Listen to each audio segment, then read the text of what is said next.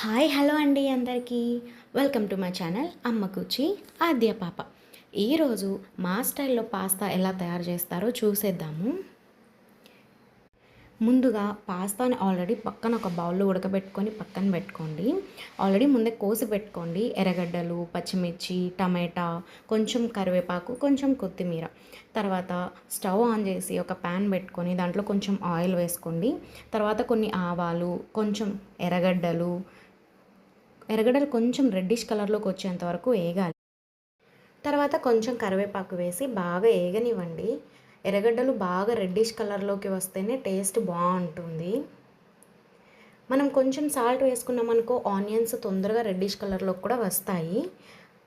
అలాగా ఆనియన్స్, కరివేపాకు బాగా వేగిన తర్వాత కొన్ని పచ్చిమిర్చి మీరు పొడుగ్గా కోసుకున్నా పర్లేదు, చిన్న చిన్న పీసెస్గా కోసుకున్నా కూడా పర్లేదు.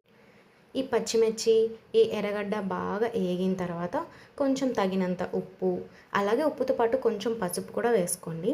పసుపు వేసుకోకపోయినా పర్లేదు, టేస్ట్ అయితే బాగుంటుంది. నేనైతే కొంచెం పసుపు కూడా యాడ్ చేస్తున్నాను.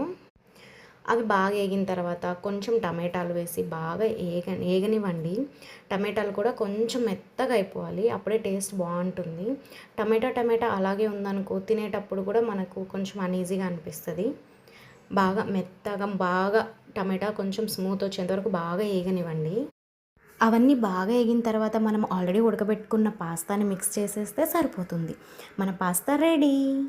మీరు కూడా ట్రై చేసి ఎలా ఉందో కామెంట్ చేయండి. Please do like and subscribe. Thank you.